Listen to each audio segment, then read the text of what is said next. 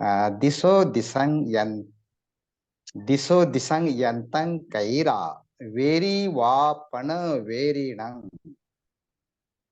मिच्छापन ही तं चित्तं पापियोणम ततो करे।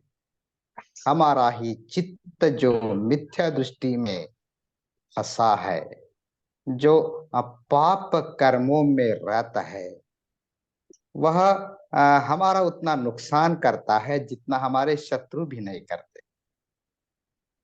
तो हमारा अकुशल चित्त जो शत्रु से भी ज्यादा हमारा नुकसान करता है, तो शत्रु से लड़ने के बजाय हमारे भीतरी क्लेशों से अगर हम लड़ते हैं, जैसे बुद्ध ने मारो से पराजित करके ही संबोधि की प्राप्ति की है, तो हमारे चित्त के भीतरी जो क्लेश युक्त मार है, उन मारों को समझना, पहचानना और उनको नष्ट करने के लिए प्रयास करना, कार्य करना, यह साधना का पहला अभ्यास है। महत्वपूर्ण ऐसी बात है।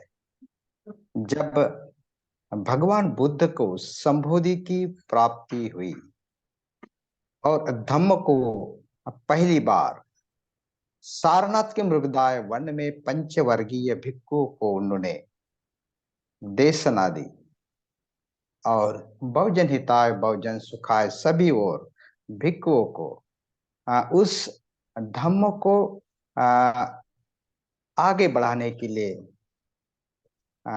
वह अलग अलग दिशा में गए।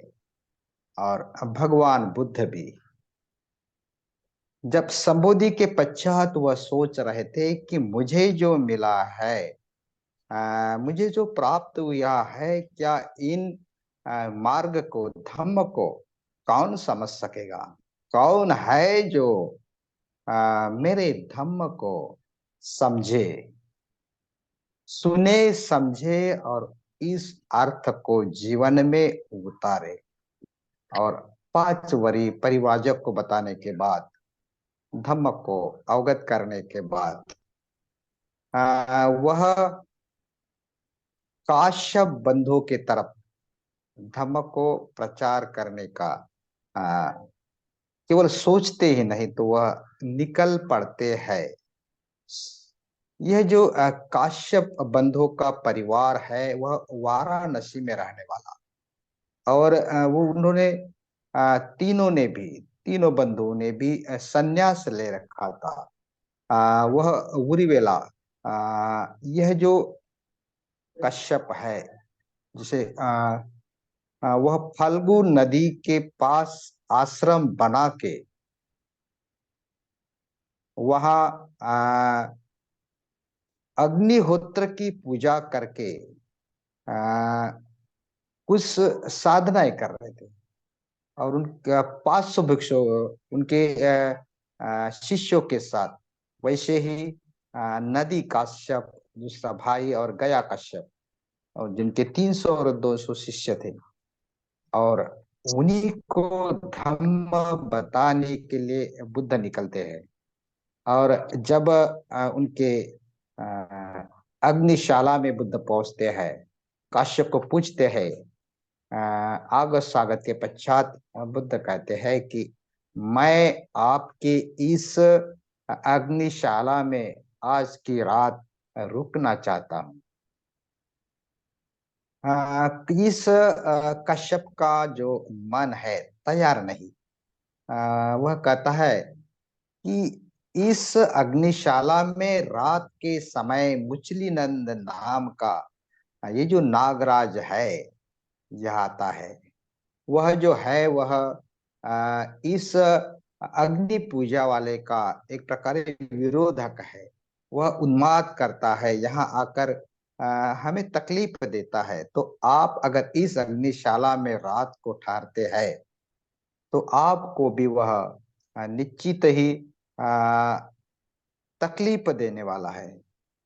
लेकिन बुद्ध फिर से उन्हें पूछते हैं 2 बार, 3 बार, तीसरी बार और बुद्ध को पता होता है कि ये जो नाग राजा है वह बुद्ध के ऐसे सहयोग वाले, उन्हें मदद करने वाले, ये जो नाग राजा जो है, उन्होंने भगवान बुद्ध के धम्म को सुरक्षित रखा था, उन्हें संरक्षण दिया था। तो इस कारण वो दूसरी बार तीसरी बार पूछते हैं और फिर यह कश्यप तैयार होता है। और रात में इस अग्निशाला में भगवान बुद्ध साधना के लिए बैठते हैं, ध्यानस्थ बैठते हैं। और वह मुचिलिदन जब आता है, देखता है वह नागराज, यह काश्यप की जगह यहाँ श्रमण गौतम बुद्ध बैठे हैं। और उनकी जो प्रभाकारिता है, प्रभाजीत है, उन्हें देखकर वह प्रसन्न होता है और बुद्ध की पूजाएं करता है। वहाँ बुद्ध के साथ रहने में उन नागराज को शांति, मुचिलिदन को शांति लगती है। और इधर रात को कश्यप बंधु को नींद नहीं आती है, बुद्ध का क्या हुआ होगा। और जल्दी सुबह उठकर जब वह देखने जाते हैं तो भगवान बुद्ध साधना में बैठे हैं और यह जो मुचलिनंद नाग है बुद्ध की पूजा कर रहा है, मानो कोई चमत्कार घटित हो रहा है। उनके आंखों के सामने कोई प्रतिहार्य घट रहा है। और यह प्रभावित होकर बुद्ध से कहता है कि आप मेरे आश्रम में और रुकिए और रहिए, क्योंकि उन्हें लगता है कि इस नागराज से हमारी सुरक्षा होगी। और बुद्ध को लगता है कि इस कश्यप को मैं धम्म के द्वारा जागरूक करूं, उन्हें इस अंधकार से, अज्ञानता से बाहर निकाल। और फिर ऐसे ही बुद्ध वहां रुकने के पश्चात इन कश्यप को तो चमत्कार ही लगता है, लेकिन ज्यादा जो है भगवान बुद्ध जब उन्हें पूछते हैं कि आप जो यह सब अग्नियों की पूजा करते हैं, क्या आप अरिहंत है? तो कश्यप बताते हैं कि ये अरिहंत क्या होता है, उन्हें पता ही नहीं रहता है। तो फिर आप अरिहंत नहीं है तो आपके भीतर जो रागाग्नि है, जो द्वेषाग्नि है, जो अज्ञानता है, तो वह अगर दूर नहीं हुई, अगर आप अरिहंत नहीं है, तो इस अग्नि पूजा से क्या फायदा होगा? भीतर तो अग्नि जल रही है, तो बाहरी अग्नि को आप जो है आ, उसे वश करने से क्या फायदा होगा? और जैसे जैसे बुद्ध जो है आगे बताते जाते हैं, तो यह जो काम, क्रोध तथा अविद्या, यही वह अग्नि है जो सभी चीजों को भस्मसात कर देती है, नष्ट कर देती है। नथी राग समा अग्नि, नथी दोष समा कली, नथी खदा समा दुख, नथी शांति परम सुख।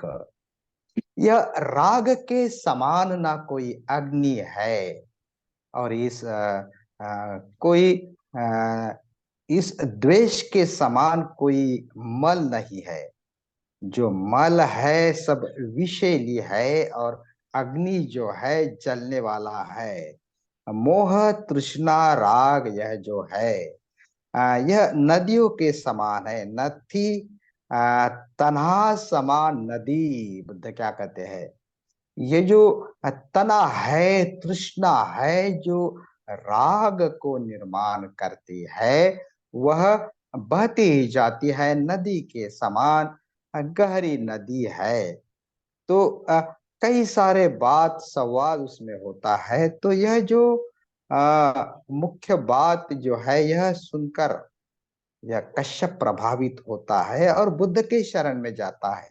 हालांकि भगवान बुद्ध से उम्र से वह बहुत बड़ा रहने के पश्चात भी बुद्ध का शिष्य काश्यप भी होता है, और उनके पास जो भी अग्निशाला के जो शस्त्र है वह नदी में फेंक देता है, छोड़ देता है। यह अग्नि पूजा है, अग्निहोत्र के जो शस्त्र है, और यह बहते हुए नदी से बहते हुए जो अग्निहोत्र शस्त्र शस्त्र है उसे देखकर उनके जो भाई है, बंधु है, नदी काश्यप, गया काश्यप, वह घबरा जाता है। अपने भाई को क्या कुछ हुआ है भाई? ये तो नदी से उनके कुछ किसी ने ये जो अग्निहोत्र के पात्र शस्त्र बह रहे हैं, तो वो उनको उन्हें मिल जाते हैं और देखते हैं कि अपना भाई भगवान बुद्ध का शिष्य बना है, और वह भी प्रभावित होते हैं। और यह जो दोनों भी काश्यप है, नदी काश्यप, गया काश्यप, उनके 300 और 200 शिष्य के साथ वो भी बुद्ध के शरण जाते हैं। तो ऐसे 1000 शिष्यों के साथ यह तीनों जो काश्यप बंधु है भगवान बुद्ध के शरण में जाते हैं, उनकी दीक्षाएं लेते हैं, और तब से लेकर भगवान बुद्ध का धम्म प्रचार, कई सारे उनके संघ में राजा महाराजा, बड़े बड़े सारिपुत्त मोगलैन जैसे संजय ये वेलत्ती पुत्र के बड़े उनके भी कई शिष्यों के साथ लेके संघ में आते हैं। तो संघ बढ़ता है जब भगवान बुद्ध शुरू में ऐसे लोगों को धम्म बताते हैं जो अपने खुद ही प्रयास कर रहे हैं सत्यता का शोध लेने के लिए। तो कश्यप का जो मार्ग देकर बुद्ध उन्हें इस अग्निहोत्र अग्निशाला से बाहर निकाल कर बुद्ध की संबोधि की शिक्षा की ओर जाते हैं। तो मैसेज आ रही आवाज आ रहा है, पोस्ट बंद कीजिए। तो यह जो महत्वपूर्ण ऐसी भगवान बुद्ध की जो क्रांति है, भगवान बुद्ध के संघ में दाखिल हुए ऐसे कई सारे महान जो धम्म के श्रेष्ठी है पहले ही जो तैयार है। जैसे जैसे भगवान बुद्ध के शब्द सुनते हैं वह बदलते हैं, वह जल्दी बदलते हैं। और हम भी तैयारी कर रहे हैं दिनों दिन से, सालों साल से इस साधना को, इस सती पठान को हम लोग सुन रहे हैं, अभ्यास कर रहे हैं, उनका प्रैक्टिकल कर रहे हैं। हम हमारे जीवनचर्या में बदलाव लाके जो भी हम करते हैं जागृति के अभ्यास के साथ करते हैं। हम बैठे हैं, चल रहे हैं, उठ रहे हैं, खड़े हो रहे हैं, और कुछ क्रियाएं कर रहे हैं, काम कर रहे हैं, सो रहे हैं, हर क्रियाकलापों के प्रति जागृति का अभ्यास कर रहे हैं।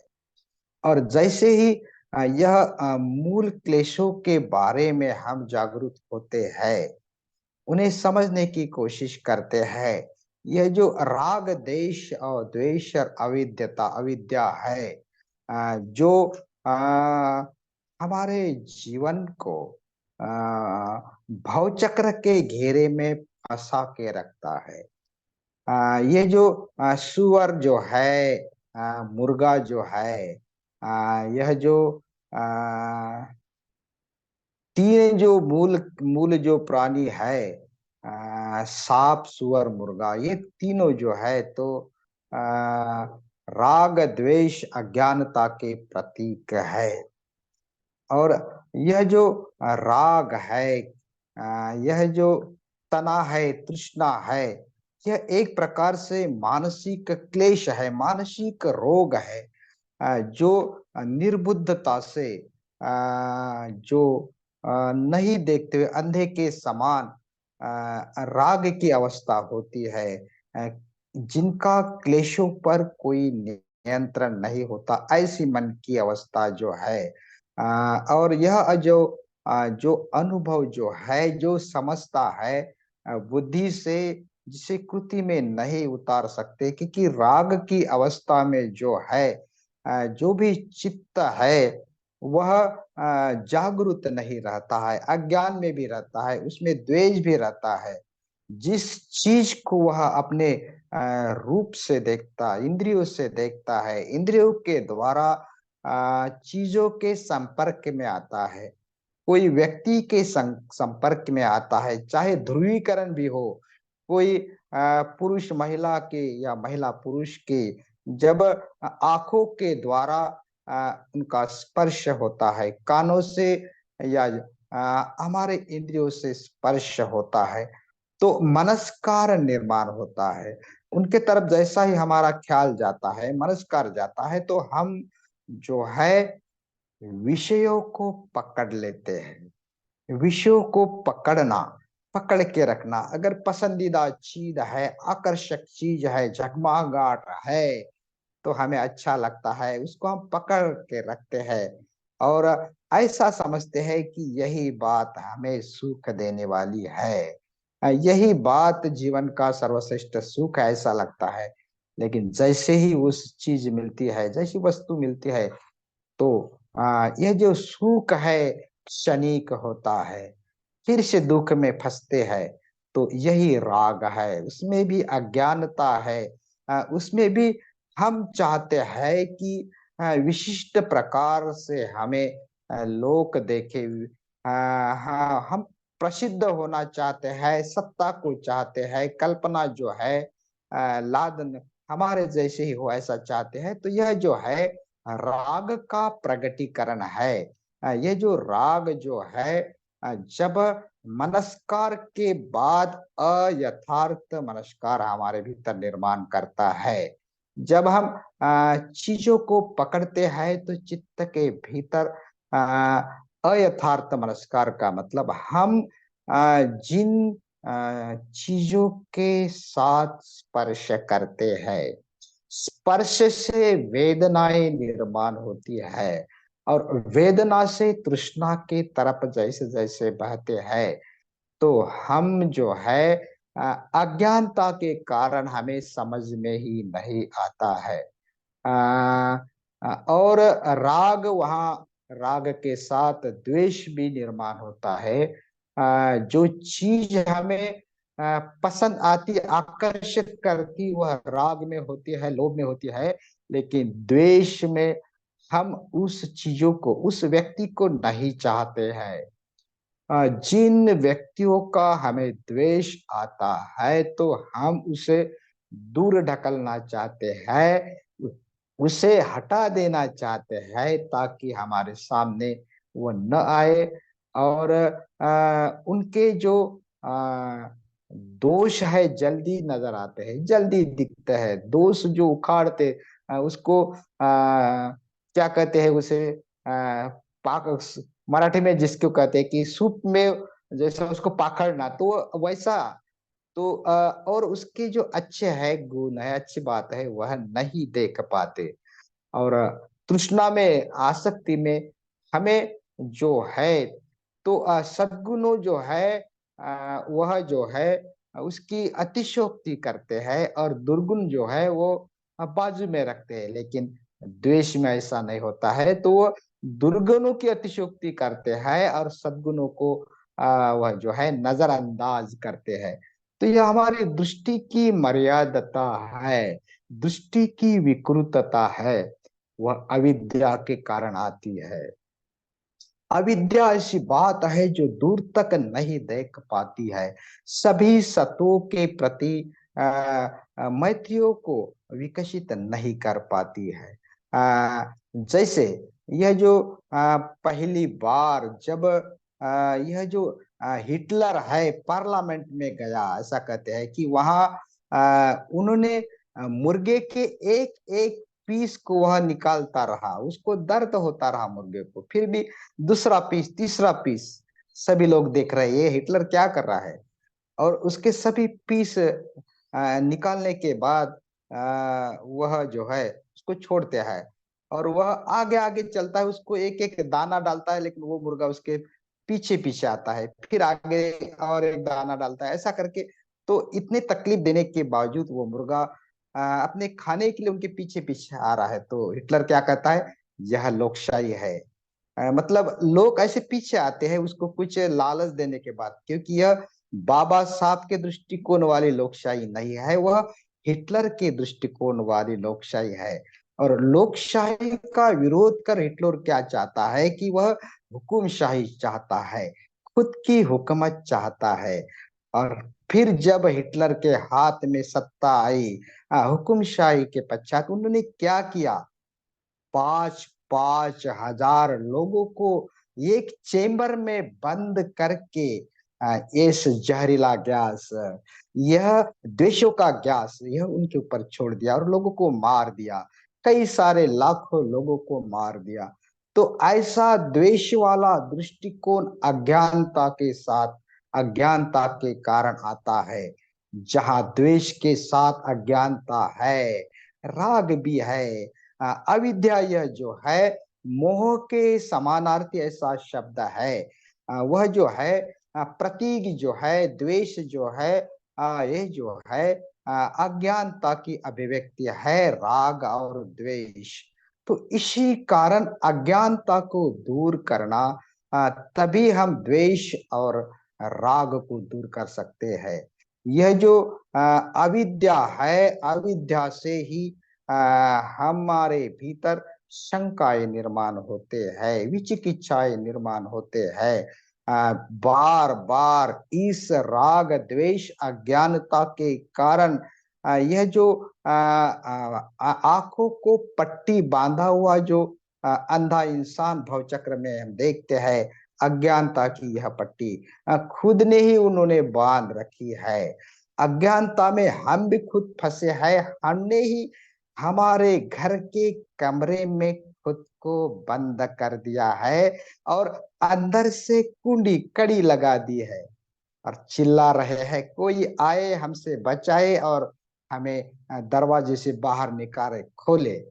लेकिन अज्ञानता ही है, जिन अज्ञानता के कारण हमने खुद को इस ज्ञान से बंद कर दिया है, प्रज्ञा से बंद कर दिया है। हमारे संकुचित दृष्टिकोण से हम चाहते तो है भगवान बुद्ध ने दिया हुआ धम्म का स्वाद लेना, विमुक्ति का स्वाद लेना तो चाहते हैं, लेकिन इस अज्ञानता को भी दूर नहीं करना चाहते, राग द्वेष को पालते बड़ा करते।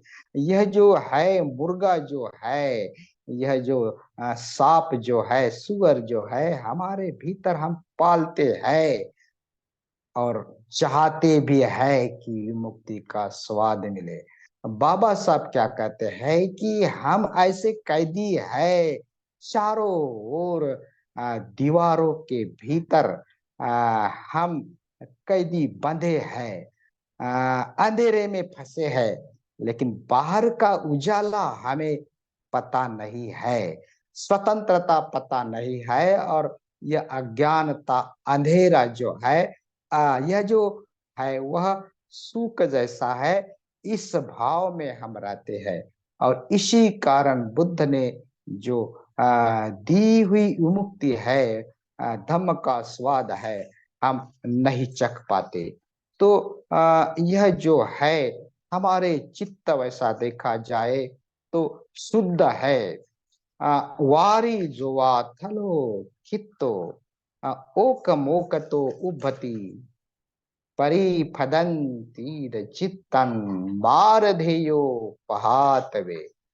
तो यह जैसी जल में मछली होती है, चाहे समुंदर हो या नदी, वह अगर बाहर थल पर आती है तो वह तड़पती है फिर से नदी में जाने के लिए। तो वारिजो वा थलो की, तो स्थल पर आने वाली मछली तड़पती है, वैसा ही हमारा जो चित्त होता है इन क्लेशों से मुक्त होने के लिए तड़पता है।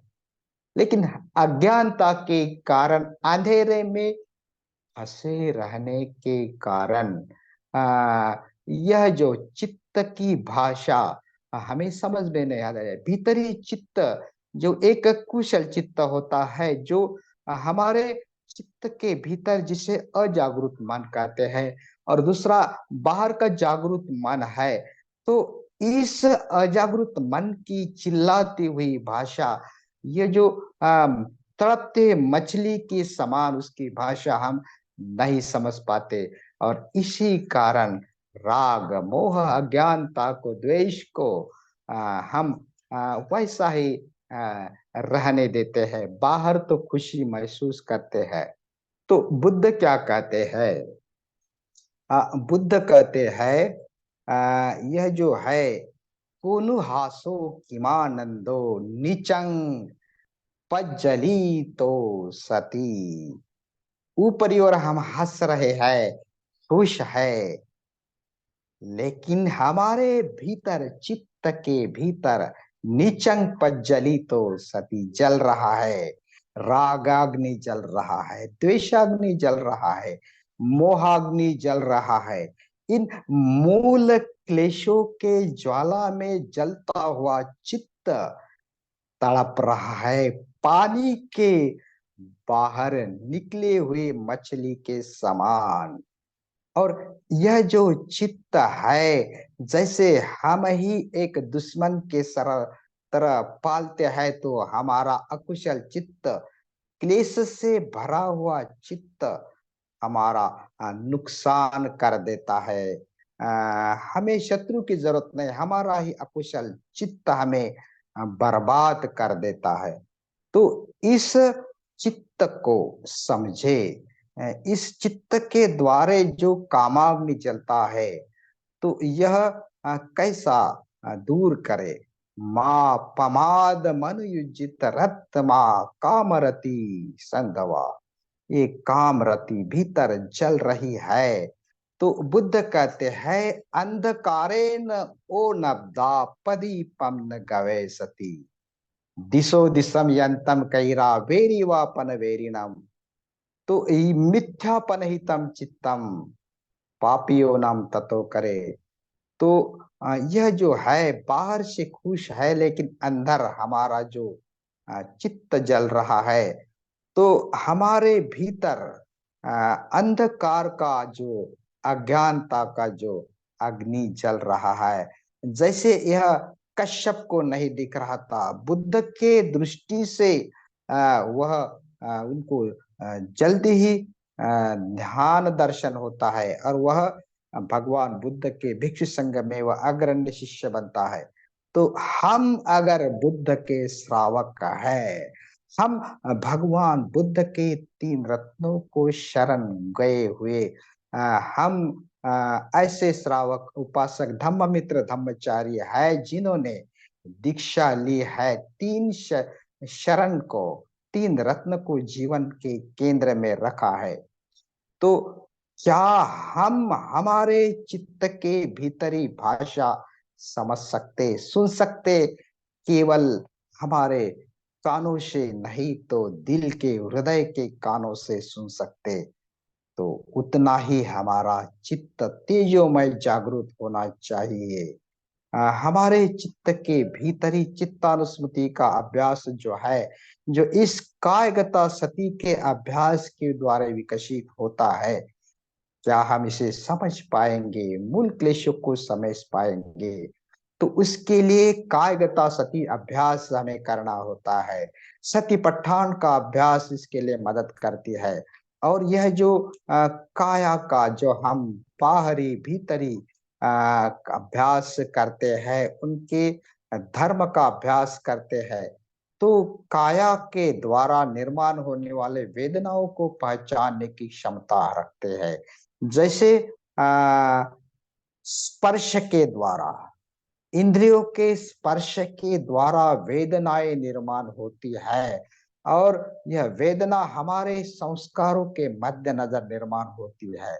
संस्कारों को बदलकर हम हमारे वेदनाओं को बदल सकते हैं, हमारे चित्त को बदल सकते हैं। और इस अभ्यास से, इस सती पट्ठान से हम हमारे चित्त को जैसे बदलेंगे, वेदनाओं को बदलेंगे, तो हम सच्चे बौद्ध बनेंगे, हमारा सच्चा चित्त से होने वाला, मन से होने वाला धर्मांतरण होगा। तो वेदना जो है स्पर्श के बाद निर्माण होती है। वेदना को पहचानना, वेदनाओं को पहचानने की क्षमता को विकसित करना, यह इस साधना का उद्देश्य है। वेदना के द्वारा जो भी भावनाएं निर्माण होती है, प्रतिक्रियाएं देते हैं, प्रतिसाद देते हैं, अगर यह भावनिक प्रतिसाद नकारात्मकता निर्माण करता है, कर्म विपाक जो है दुख युक्त आएगा ही आएगा। और यह हमारा प्रतिक्रियाएं जो है, तो यह कुशलता निर्माण करती है, तो सुख आएगा ही आएगा। तो स्मृति के अभ्यास का उद्देश्य यही है कि यह वे स्पर्श के द्वारा निर्माण होने वाले वेदनाओं के प्रति प्रतिक्रिया देने के पहले हम जागरूक हो जाए, उन्हें हम समझे, उनके स्वभाव को समझे। केवल समझना ही नहीं है, तो वेदनाओं की जिम्मेदारी, भावनाओं की जिम्मेदारी लेना है। यह जो कर्म, जो काया वाणी मन से मैंने किया है, अगर यह मैं अकुशल चित्त की मनोअवस्था से करता है और प्रतिक्रियाएं नकारात्मक देता है, दुख आता है, तो क्या मैं खुद इसकी जिम्मेदारी लेता हूँ? वेदनाओं की जिम्मेदारी लेने की क्षमता जो है इस सतिपट्ठान से निर्माण होती है, इस अभ्यास से निर्माण होती है। अगर हम मुक्त होते हैं, वेदनाओं को पहचानते हैं, समझते हैं, उसके स्वभाव गुण विशेषता को समझते हैं, तो फिर वेदनाओं को दबाने की जरूरत नहीं। वेदनाओं को दबाना जो है फिर से दुख का निर्माण करना है। भावनाओं को दबाना है, भावनाओं को दबाना प्रतिक्रियाओं को दबाना होता है। तो जब हम स्पर्श के द्वारा निर्माण होने वाले वेदनाओं को प्रतिक्रियाएं देती है, तो इस प्रतिक्रियाएं में वेदना से निर्माण होने वाली भावनाएं गुम हो जाती है।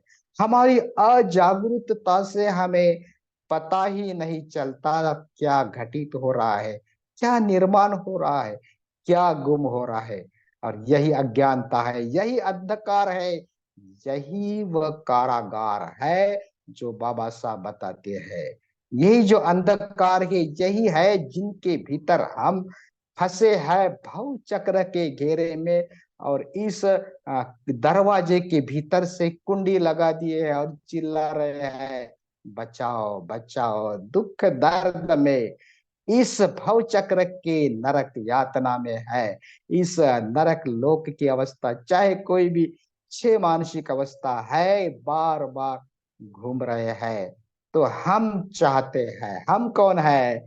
हमारा चित्त चाहता है, जो मछली के तरह तड़पता है इस क्लेशों से बाहर निकलने के लिए। तो वेदनाओं को समझने का अभ्यास जो है वह सतिपट्ठान है। तो क्या मेरी वेदना सुखद है? क्या मेरी वेदना दुखद है? क्या मेरी वेदना सुखद ना, सुखद ना दुखद है? अगर हम इसे पहचानते हैं, वेदनाओं की सम्मिश्रता पहचानते हैं, कभी कभी सम्मिश्र वेदनाओं को नहीं पहचान पाते, जिन चीजों के, जिन इंद्रियों के द्वारा वस्तुओं के संपर्क में हम आते हैं, उनका स्पर्श होता है, और हम सम्मिश्र में वेदना में जब रहते हैं, एक साथ कई सारी गतिविधियां करते हैं, हम खाना भी खाते हैं, चखते भी है, सुनते भी है, मोबाइल भी देखते हैं, टीवी भी देखते हैं, काम भी करते हैं, और कितने सारे उलझन उलझल में रहते हैं, कारोबार में रहते हैं। तो बुद्ध कहते हैं कि हमारी जीवन शैली ऐसी हो, सादगी भरी जीवन शैली, ज्यादा उलझन में न पड़े हुए, तब हमारा चित्त जो है धीरे धीरे क्लेशों से मुक्त रहेगा। यह शोरगुल वाले शहरी जीवन में हमारा चित्त, यह जो भौतिक संपदा है, यह जो टीवी, दूरदर्शन, मोबाइल, यह जो चीजें है, हमारी ऊर्जाएं जो है, हमारी भावनिक ऊर्जाएं जो है, चूसती रहती है। ऊर्जा जो ध्यान से निर्माण हुई, ध्यानिक शक्ति है, वह लीकेज होती रहती है। तो हम अगर इन मूल क्लेशों को पहचानते हैं, साधना के द्वारा, बार बार के साधना के द्वारा, इस काम छंद को पहचान कर धर्म छंद विकसित करते हैं।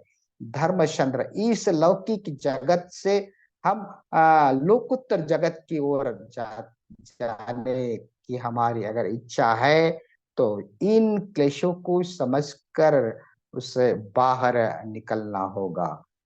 इस जो हमारी वेदना जो सामीश वेदना है, आमिष में फंसने वाली वेदना है, लोभ के चंगुल में फंसने वाली वेदनाएं है, अगर उसे निरामिष वेदना में तब्दील करते हैं, तो धम्म छंद निर्माण होगा, काम छंद निकल जाएगा, और लोकोत्तरता का, विमुक्तता का स्वाद हम चख पाएंगे। और यही स्वाद के लिए हम साधना करते हैं, ध्यान करते हैं, सती पट्ठान करते हैं, कायगता सती का अभ्यास करते हैं। तो सभी ने शांति से सुन लिया, सभी का बहुत बहुत धन्यवाद।